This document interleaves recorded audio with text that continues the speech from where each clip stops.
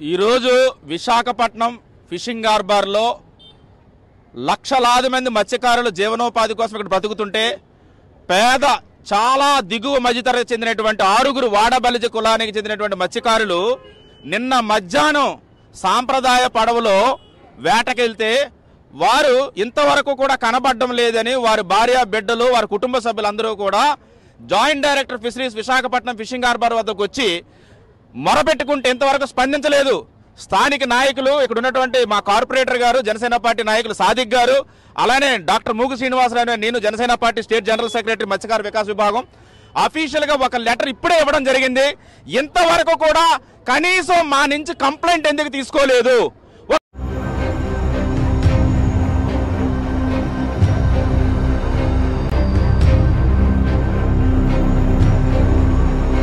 Visakha fishing harbour నుంచి వేటకెళ్లి నిన్న మధ్యాహ్నం ఒక 6 మత్స్యకారులు అయితే గల్లంతైన నేపథ్యంలో వీళ్ళ కుటుంబ సభ్యులంతా 1000 కళ్ళుతో ఎదురు చూస్తూ ఉన్న నేపథ్యం అయితే ఉంది. మనం చూడొచ్చు, ఇప్పుడు విజువల్స్ చూడొచ్చు. ఈ మత్స్యకారుల కుటుంబాలు మహిళలంతా ఎంతగానో కంగారు పడుతూ వాళ్ళంతా విలిపించే పరిస్థితి అయితే నెలకొంది. వీళ్ళంతా ఎప్పుడు వస్తున్నారని చెప్పి ఎదురు చూసే పరిస్థితి అయితే ఉంది.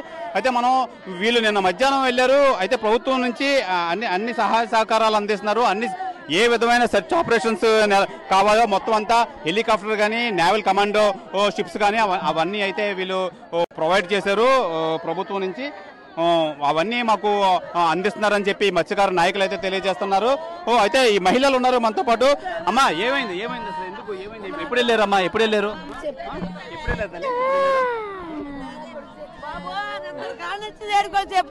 చెప్తాము మా పాప నన్ను మధ్యాహ్నం వెళ్ళాడు. అమ్మా మమ్మల్ని అడిగే ఇన్ఫర్మేషన్ లోపలికి వెళ్ళి ఎంతవరకు ప్రాసెస్ వచ్చింది, ఎక్కడి వరకు వెళ్ళారు ఒక్కసారి వెళ్ళి అడగండి. మమ్మల్ని ఎంతకన్నా అడుగుతారు, ఎవరికి చెప్పాలి?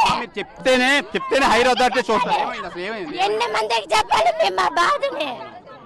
వాళ్ళకి వెళ్ళి అడగండి సార్. ఒక అరగంట పోతే చీకటి అయిపోతుంది. హెలికాప్టర్ అని 1 గంట నుంచి చెప్తున్నారు. టైం 5:30 అయ్యింది. ఏది లేదండి. మమ్మల్ని అడిగితే మేమేం చెప్పగలము? అయితే ప్రధానంగా నిన్న మధ్యాహ్నం అయితే ఈ మిస్సింగ్ అయితే జరిగింది. అప్పటి నుంచి ఇప్పుడుకొచ్చి ప్రభుత్వం ఎటువంటి చర్యలు తీసుకోవట్లేదని చెప్పి వీళ్ళైతే ఆరోపిస్తున్నారు. అయితే ఒక హెలికాప్టర్ ఇమీడియట్ గా పంపించి వాళ్ళు ఎక్కడున్నారో సర్చింగ్ ఆపరేషన్ చేస్తే అయితే మటుకి ఈ పాటికి దొరుకుతారని చెప్పి ఆ కుటుంబ సభ్యుల మహిళలు అయితే ఆవేదన అయితే వ్యక్తం చేస్తున్నారు. ఏదేమైనా అది తొందరలో మరో అరగంటలో అయితే చీకటి అయితే పడిపోతుంది. చీకటి పడితే చాలా సర్చింగ్ ఆపరేషన్ అనేది చాలా కష్టార్థంగా మారుతుంది.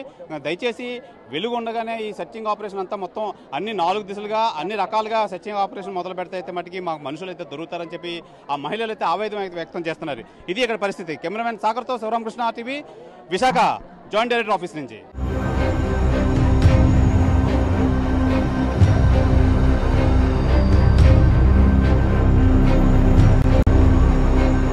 విశాఖ ఫిషింగ్ హార్బర్లో మత్స్యకారులు ఒక బోట్తో వేటకు నిన్న మధ్యాహ్నం అయితే బయలుదేరారు. అయితే వాళ్ళు అక్కడ గల్లంత అయినట్టు వీళ్ళకైతే సమాచారం రావడంతో వీళ్ళంతా ఇక్కడ అయోమయ పరిస్థితులు అయితే ఉన్నారు.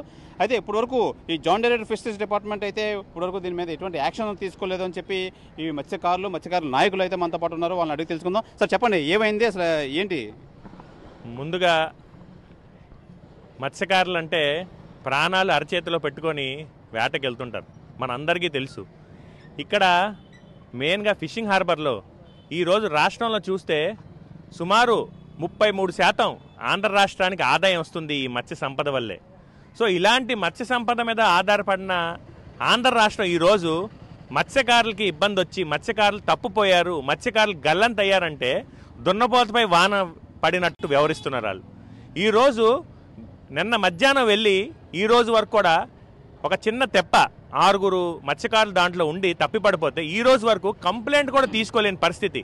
ఈరోజు మేము వచ్చి మత్స్యకార నాయకులు మూగి శ్రీనివాస్ గారు నేను ఇద్దరం కూడా వచ్చి ఈరోజు జాయింట్ డైరెక్ట్ ఫిషరీస్ గారికి చీవాట్లు పెడితే అప్పుడు ఆయన ఈ యొక్క కంప్లైంట్ తీసుకొని ఏ విధంగా ఇప్పటిదాకా ఏం చేశారంటే అయోమయం దిక్కు చూపులు చూస్తున్నారు ఆయన. సో ఒకటే చెప్పాం, ఏదైతే ఫోన్ నంబర్స్ ఉన్నాయో ఆ ఫోన్ నంబర్స్ తీసుకొని మీరు ఇమీడియట్గా ట్రాకింగ్లో పెట్టండి. లాస్ట్ లొకేషన్ ఎక్కడుందో వాళ్ళకి ఐడెంటిఫై చేస్తే సర్చ్ ఆపరేషన్ ఈజీ అవుతుందని చెప్పేసి చెప్పడం జరిగింది. అలాగే మన తాలూకా ప్రోత్సాహంతో ఏదైతే మత్స్యకారులు చాలామంది ఇంకా తెప్పలు తీసుకొని వెళ్ళి సముద్రంలోకి వెళ్ళారు, అక్కడ వెతుకుతున్నారు. కానీ ఈ రోజు పొద్దునుంచి కూడా వాతావరణం సహకరించట్లేదు, అలల తాకడి చాలా ఎక్కువ ఉంది. కానీ వాళ్ళు ఒకటే చెప్తున్నారు, ఏ విధంగా కానీ నేవీ కానీ కోస్ట్ గార్డ్ కానీ హెలికాప్టర్లు కానీ ఏది కూడా అక్కడ రాలేదని చెప్పేసి క్లియర్గా చెప్తున్నారు.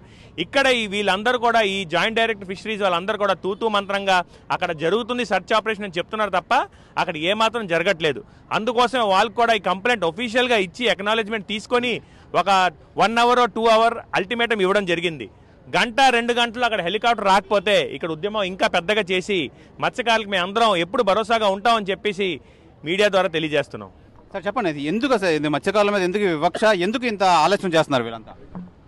ఈరోజు విశాఖపట్నం ఫిషింగ్ హార్బర్లో లక్షలాది మంది మత్స్యకారులు జీవనోపాధి కోసం ఇక్కడ బ్రతుకుతుంటే పేద చాలా దిగువ మధ్యతరగతి చెందినటువంటి 6 వాడబలిజ కులానికి చెందినటువంటి మత్స్యకారులు నిన్న మధ్యాహ్నం సాంప్రదాయ పడవలో వేటకెళ్తే వారు ఇంతవరకు కూడా కనబడడం లేదని వారి భార్య బిడ్డలు వారి కుటుంబ సభ్యులందరూ కూడా joint director fisheries Visakhapatnam fishing harbour వద్దకు వచ్చి మొరపెట్టుకుంటే ఇంతవరకు స్పందించలేదు. స్థానిక నాయకులు ఇక్కడ ఉన్నటువంటి మా కార్పొరేటర్ గారు జనసేన పార్టీ నాయకులు సాదిక్ గారు, అలానే డాక్టర్ మూగు శ్రీనివాసరావు నేను Janasena party state general secretary మత్స్యకార వికాస్ విభాగం అఫీషియల్ గా ఒక లెటర్ ఇప్పుడే ఇవ్వడం జరిగింది. ఇంతవరకు కూడా కనీసం మా నుంచి కంప్లైంట్ ఎందుకు తీసుకోలేదు, ఒక అక్నాలెడ్జ్మెంట్ ఎందుకు ఇవ్వలేదు అంటే మత్స్యకారు నిన్న బోట్లు కాలిపోయి చచ్చిపోతే ఇంకో బాధ తీసుకుని వచ్చారు. ప్రభుత్వం వెంటనే స్పందించాలి, ముఖ్యమంత్రి వెంటనే స్పందించాలి. అసలు ఇప్పటి వరకు మీరు ఏం చేస్తారు అడుగుతున్నాం. స్థానిక ఎమ్మెల్యే డిపార్ట్మెంట్ కానీ రాలేదు. దయచేసి మేము అందరూ కూడా చేతులెత్తి కోరుకుంటున్నాం, దయచేసి మత్స్యకారుల ప్రాణాలు కాపాడండి. ఆ 6 మాకు అప్పచెప్పండి. మీరు వెంటనే ఒక లవరు ఒక అమ్మాయి కనబడకపోతే వెంటనే విశాఖపట్నం కలెక్టర్ గారు ఒక హెలికాప్టర్ పంపించారు. ఇక్కడ చనిపోయే పరిస్థితిలో ఉంటే ఒక నేవల్ రాలేదు, ఒక మత్స్యకార డిపార్ట్మెంట్ రాలేదు. దయచేసి వెంటనే మావి కూడా ప్రాణాలే, దయచేసి మాకు రక్షణ కల్పించండి, మాకు ఇప్పించండి. లేకపోతే మాత్రం మేమందరం కూడా పెద్ద ఎత్తులో ఈ ప్రభుత్వం మీద ఉద్యమం చేస్తాం. అది ప్రధానంగా అయితే ఈ మత్స్యకారులు అయితే 6 మత్స్యకారులు అయితే వేటకు వెళ్ళి తప్పిపోయే నేపథ్యంలో ఇప్పుడు వచ్చి అసలు fisheries department joint director fisheries department వీళ్ళంతా ప్రభుత్వం దగ్గర నుంచి కానీ వివక్ష ఎందుకు చూపిస్తున్నారు అంటే మత్స్యకారులు అంటే వీళ్ళకి ఎందుకు ఇంత చిన్న చూపు అని చెప్పి మత్స్యకారుల నాయకులు అయితే డిమాండ్ చేస్తున్నారు. ఇమీడియట్గా గవర్నమెంట్ ఒక హెలికాప్టర్ దీని మీద పంపించి ఇమీడియట్గా సెర్చ్ ఆపరేషన్ మొదలు పెట్టాలి. లేదంటే 6 కుటుంబాలు అయితే ఇప్పుడు వీధులు పడతాయి. ఈ నేపథ్యంలో అసలు ప్రభుత్వం వెంటనే చర్యలు తీసుకోవాలని చెప్పి వీళ్ళంతా అయితే డిమాండ్ చేస్తున్నారు. కెమెరామెన్ సాగర్తో శివరామకృష్ణ, RTV విశాఖపట్నం నుంచి.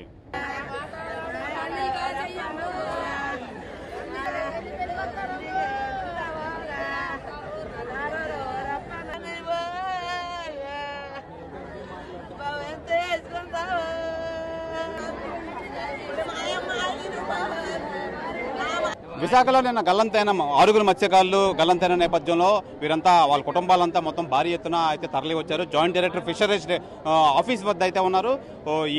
ఈ నాయకులు అయితే మనతో పాటు ఉన్నాయి, వైఎస్ఆర్సీపీ నాయకులు జానకిరామ్ అయితే మనతో పాటు ఉన్నారు. సార్ చెప్పండి, ఏంటి ఏ విధంగా వాళ్ళు ప్రమాదం జరిగింది ఉంటుందో, అసలు ఏంటి ఏం ఆశిస్తున్నారు మీరు? అసలు జనరల్గా ప్రతిరోజు కూడా మత్స్యకారులు సముద్రంలోకి వేటకెళ్ళడం మా సాంప్రదాయ వృత్తి.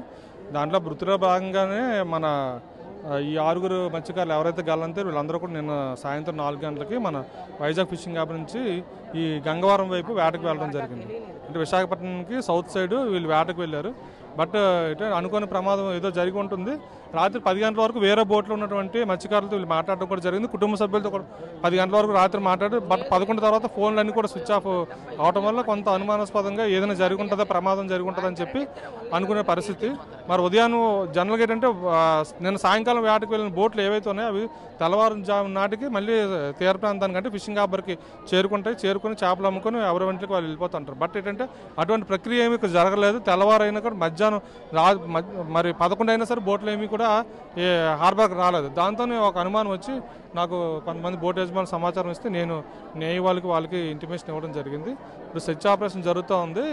అది గంగవరానికి సముద్రం లోపల దాదాపుగా 10 కిలోమీటర్లు సముద్రం లోపల వీళ్ళు వేట చేస్తున్నట్లుగా మనకైతే ప్రాథమికంగా సమాచారం. దాని ప్రకారం మేము నేవీ వాళ్ళకి చెప్పడం జరిగింది. ఆ ప్రాంతంలో మీరు జల్లెడ పట్టి హెలికాప్టర్ ద్వారా కోస్ట్ గార్డ్ షిప్పుల ద్వారా కనుక మీరు కనుక మీరు కనుక మీరు చేసినట్లయితే కనుక రెస్క్యూ ఆపరేషన్ చేసినట్లయితే వాళ్ళు ఖచ్చితంగా ప్రాణాలతో బయటపడతారు. కాబట్టి వాళ్ళందరినీ కూడా కాపాడాలి, సురక్షితంగా హార్బర్ తీసుకొని వచ్చే విధంగా సహాయకారి చర్యలు తీసుకోవాలని చెప్పేసి ఇండియన్ కోస్ట్ గార్డ్ వాళ్ళని కోరడం జరిగింది. అన్ని వ్యవస్థల్ని కూడా police department, fisheries department, commissioner office, అదేవిధంగా జిల్లా కలెక్టర్, ఆర్డీఓ అందరికీ కూడా ఇంటిమేట్ చేస్తాం. అలాగే ఇండియన్ కోస్ట్ గార్డ్కి ఇంటిమేట్ చేస్తాం, ఇండియన్ నేవీ కూడా ఇంటిమేట్ చేస్తాం.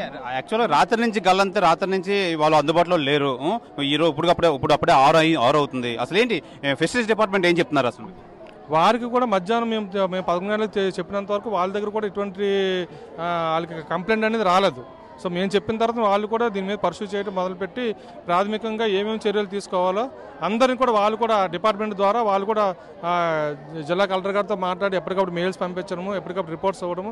అదేవిధంగా రెండు కోస్ట్ గార్డ్ షిప్లు, ఒకటి విశాఖపట్నం వైపు నుంచి ఒక కోస్ట్ గార్డ్ షిప్, కాకినాడ వైపు నుంచి ఉండేటువంటి ఒక coast guard ship, 2 coast guard షిప్లను కూడా ఈ సెర్చ్ ఆపరేషన్కి పంపించడం కూడా జరిగింది. అదేవిధంగా ఒక హెలికాప్టర్ని కూడా మేము ప్రత్యేకించి మాట్లాడి హెలికాప్టర్ ద్వారా అయితే ఖచ్చితంగా తెలిసే అవకాశం ఉంటుంది. కాబట్టి ఎందుకంటే 6 ప్రాణాలు అంటే చాలా విలువైనవి.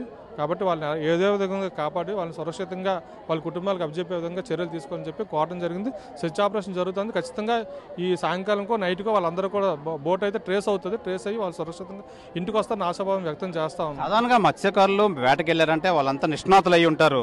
ఈ ఈతలో కానీ లేదంటే అలా ఎస్కేప్ అవడానికి అలాంటి ఏమైనా అవకాశాలు లేవంటారా? ఖచ్చితంగా అదే అండి, వాళ్ళు వేటలో నిష్ణాతుడు, గజఈతగాళ్ళు కాబట్టి వాళ్ళకి ఎవరికి ఎటువంటి ప్రమాదం జరగదు. అనుకోని సంఘటనలో బోటు తిరగబడిపోయి మునిగిపోయినా కూడా అది ఫైబర్ బోట్ కాబట్టి తేలుతుంది. దాని మీద కూడా పట్టుకొని వాళ్ళు సేఫ్గా ఉండడానికి చాలా వరకు ఆస్కారం అవుతుంది.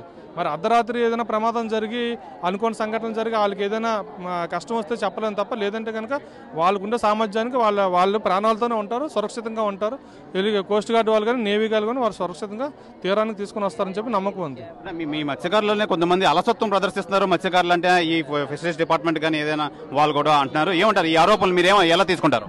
జరిగిన ప్రమాదము చాలా దురదృష్టకరమైన సంఘటన. ప్రతి ఒక్కరికి కూడా, ప్రతి ఒక్క కుటుంబంలో కూడా ప్రతి ఒక్క మత్స్యకాడికి బాధ ఉంది. ఆ బాధలో అనేక రకాలైనటువంటి మాటలు మనం మాట్లాడుతాం. ఎందుకంటే మన ఆవేదన, మన ఇంట్లో ఒక కుటుంబ సభ్యుడు లేడు అనే విషయం చాలా బాధాకరంగా ఉంటుంది. అటువంటి పరిస్థితుల్లోని నాకు కూడా అదే ఆవేదన. ఎందుకంటే పట్టించుకోలేదు. ఇంకా అంటే 2-3 షిప్లు వెళ్తే బాగుండు, లేదంటే 2-3 హెలికాప్టర్లు వెళ్ళి రాత్రి ఇన్ఫర్మేషన్ తెలుసుంటే బాగుందని చెప్పేసి, ఇన్ఫర్మేషన్ తెలుసుంటే రాత్రి 12-1 గంటకో కూడా మా వాళ్ళని క్షేమంగా తెచ్చేసుకోగలుగుతాం కదా, మాకు ఎందుకు ఇంత లేట్గా ఇన్ఫర్మేషన్ తెలిసిందనే బాధ మాకు చాలా ఎక్కువగా ఉంది. దాంట్లో భాగంగా అందరూ కుటుంబ సభ్యులు, ఇప్పుడు భర్తో తల్లిలో బాధపడడం సమంజసం. అది వాళ్ళ బాధను ఎందుకంటే ఎవరు తీర్చగలరు? వాళ్ళు ఆ కుటుంబంలో వ్యక్తి వస్తే తప్ప వాళ్ళ బాధ తీరదు. ప్రభుత్వం నుంచి ఎలాంటి సహాయం అందుతుంది జానకిరామ్ గారు? అసలు ఇప్పుడు ఏదైతే సహాయం జరుగుతుందో, ఇప్పుడు సహాయక చర్యలు ఎవరైతే చేస్తున్నారో, ఇప్పుడు ఫిషరీస్ డిపార్ట్మెంట్ కావచ్చు, అక్కడ గంగవరం దగ్గర ఉన్నటువంటి సాగర్ మిత్రులు కూడా అక్కడ నుంచి 2 బోట్లను పంపించడం జరిగింది ఫిషరీస్ డిపార్ట్మెంట్ ద్వారా. అదేవిధంగా మా అసోసియేషన్ ద్వారా కూడా మేము కూడా 2 బోట్లు పంపించడం జరిగింది. వాటి ద్వారా వెతికిస్తున్నాము. అది కాకుండా ఇండియన్ కోస్ట్ గార్డ్ 2 షిప్లు తిరుగుతున్నాయి, ఒక హెలికాప్టర్ కూడా తిరుగుతుంది. సెర్చ్ ఆపరేషన్ అయితే ముమ్మరంగా జరుగుతుంది. వాళ్ళు క్షేమంగా వస్తారని మేము అయితే ఆశిస్తాము.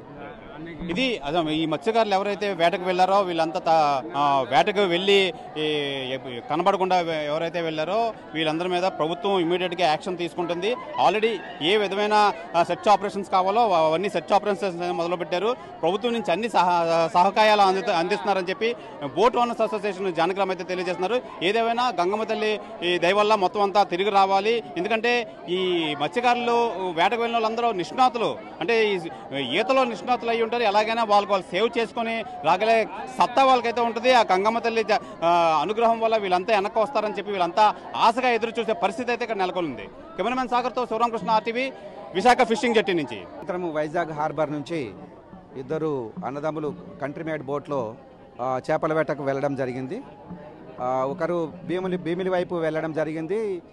ఈ సంఘటన జరిగినటువంటి బోటు గంగవరం పోర్టు వైపు వెళ్ళినట్టుగా తెలుస్తూ ఉంది. సాయంత్రం 4 గంటలకు బయలుదేరిన వాళ్ళు ఒకరు భీమిలి వైపు, ఇంకొకరు గంగవరం పోర్టు వైపు వెళ్ళడం జరిగింది. రాత్రి 10 గంటల వరకు కూడా సమాచారం ఉంది. సమాచారం మాట్లాడుతూ ఉన్నారు. కుటుంబ సభ్యులతోనూ ఇతర మత్స్యకారులతోనూ మాట్లాడడం జరుగుతూ ఉంది. రాత్రి 10 గంటల సమయంలో గంగవరం పోర్టు వైపు వెళ్ళినటువంటి బోట్లో ఉన్నటువంటి 6 మత్స్యకారుల నుంచి సమాచారం రావటం అనేటువంటిది ఆగిపోయిందని చెప్పి తెలుస్తూ ఉంది. మరి ఉదయం వాళ్ళు వాస్తవంగా చేపల వేట నుంచి తిరిగి రావాల్సి ఉంది. ఈరోజు ఉదయం రాలేదు. అందువల్ల బోట్ మిస్ అయి ఉంటుందేమో అనేటువంటి ఒక అనుమానం ఉంది. వెంటనే జిల్లా కలెక్టర్ గారి సమాచారం ఇవ్వడమే కాకుండా జిల్లా కలెక్టర్ గారి ఆదేశానుసారం మరి కోస్ట్ గార్డ్ వాళ్ళు 2 బోట్లను పంపించి గాలింపు చర్యలు చేపట్టడం జరుగుతూ ఉంది. మరొక 2 బోట్లు గంగవరం పోర్టు దగ్గర నుంచి కూడా కోస్ట్ గార్డు ద్వారా మన గాలింపు చర్యలు చేపట్టడం జరిగింది. ఒక హెలికాప్టర్ ద్వారా కూడా గాలింపు చర్యలు చేపట్టడం జరుగుతూ ఉంది. అయితే ఇప్పటి వరకు ఆ టిల్ట్ అయినటువంటి బోటు వివరాలు ఆచూకీ కానీ దొరకలేదు. కాబట్టి మరి క్షేమంగా ఉంటారని చెప్పి కోరుకుందాం. భగవంతుడి దయ వల్ల అందరూ క్షేమంగా తిరిగి రావాలని కోరుకుంటున్నాను. గాలింపు చర్యలు మనం ముమ్మరం చేయడం జరుగుతోంది. అవసరమైతే జాయింట్ డైరెక్టర్ ఫిషరీస్ని ఎప్పటికప్పుడు పర్యవేక్షించడమే కాకుండా అదనంగా ఇంకా కొన్ని బోట్లు తెప్పించడంతో పాటు సిబ్బందిని కూడా పంపించి గాలింపు చర్యలు ముమ్మరం చేయడం జరుగుతుంది. సెర్చ్ ఆపరేషన్కి సంబంధించి మాకు ఇంకా పర్మిషన్స్ లేవు, పట్టించుకోవట్లేదు. అంటే మా జీవితాలు చేపల కన్నా దారుణంగా ట్రీట్ చేస్తున్నారు అధికారులు అనేది వాళ్ళందరూ ఆవేదన. ఇది వాస్తవం కాదమ్మా. జిల్లా కలెక్టర్ గారికి సమాచారం తెలిసిన వెంటనే కోస్ట్ గార్డ్ని అలర్ట్ చేయడంతో పాటుగా హెలికాప్టర్ను కూడా తెప్పించి గాలింపు చర్యలు చేపట్టడం జరిగింది. మత్స్యకారులందరికీ మరి భరోసా కల్పించడానికి మరి యంత్రాంగం అంతా కూడా వాళ్ళ వెనకాల ఉంది. ఖచ్చితంగా అందరూ సురక్షితంగా క్షేమంగా తిరిగి రావాలని చెప్పి కోరుకుంటున్నాను.